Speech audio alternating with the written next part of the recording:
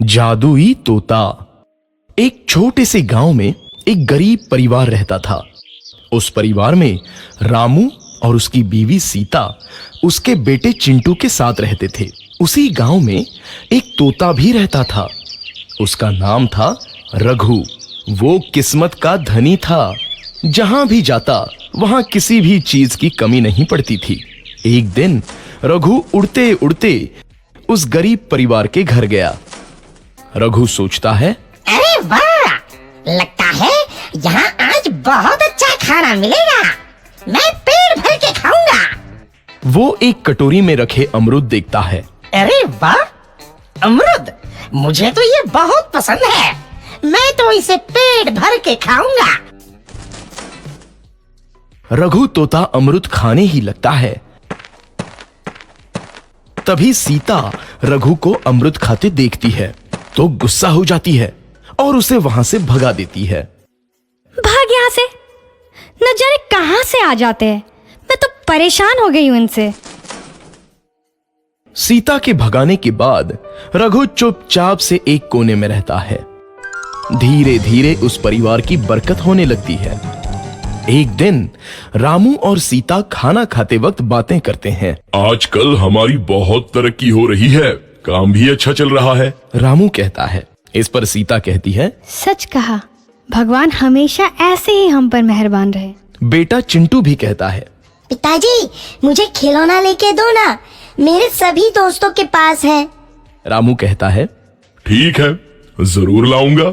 सीता कहती है, कितने खुश है सब, मेरे परिवार को किसी की नजर ना लगे। एक तरफ ऐसी बातें होती हैं तो दूसरी तरफ रसोई में रघु तोता भी अमरूद खाते रहता है।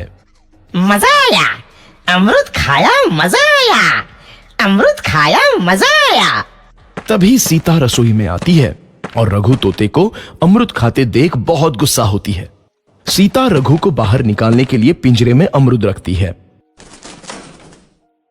रघु जब अमरूद खाने लगता है तो पिंजरे का दरवाजा बंद हो जाता है और वो उसमें फंस जाता है।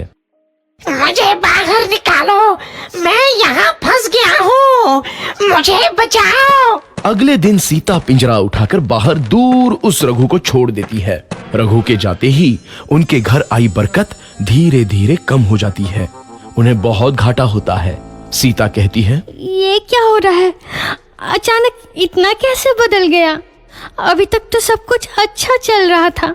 रामू कहता है, लगता है भगवान हम पर रूठ गए हैं। चिंटू भी कहता है, लगता है अब मुझे खिलौने भी नहीं मिलेंगे। और वो रोने लगता है और बाहर चला जाता है। कुछ दिन बाद रघु तोता फिर से उस घर में आता है।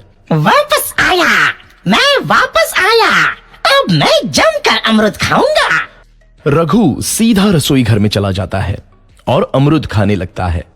कुछ देर बाद सीता रसोई में आती है और रघु को देख कहती है, एक तो घर में पहले से इतनी दिक्कत चल रही है और ऊपर से ये तोता मुझे और परेशान कर रहा है।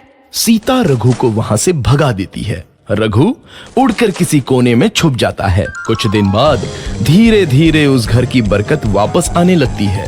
काम भी अच्छे से चलने लगता है। एक रात जब रघु तोता अमरूद खाने जाता है तो पिंजरे में फंस जाता है। ये लोग आखिर चाहते क्या हैं? एक तोते को शांति से अमरूद खाने क्यों नहीं देते? मैं कौन सा चोरी कर रहा हूँ? बस अमरूद ही तो खा रहा हूँ। तभी रामू वहां आता है और पिंजरे में रघु तोते को देख उसे बाहर छोड़ देता है। ये तोता भी कितना जिद्दी है, बार बार वापस आ जाता है। जैसे ही रामू रघु को छोड़ देता है, अगले दिन से फिर से उनके घर की बरकत जाने लगती है। काम में घाटा होता है।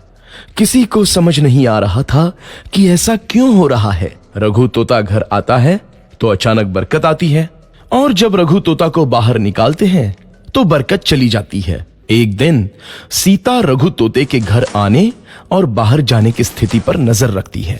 ये तोता जब भी घर आता है तो घर में बरकत आती है और जैसे ही ये घर से बाहर जाता है तो उसी के साथ बरकत भी चली जाती है। कहीं ये जादुई तोता तो नहीं है? अगली बार जब ये तोता घर आएगा तो मैं इसे कहीं नहीं जाने दूंगी। सीता रघु का बहुत इंतजार करती है लेकिन रघु तोता दोबारा उस घर में कभी नहीं आता।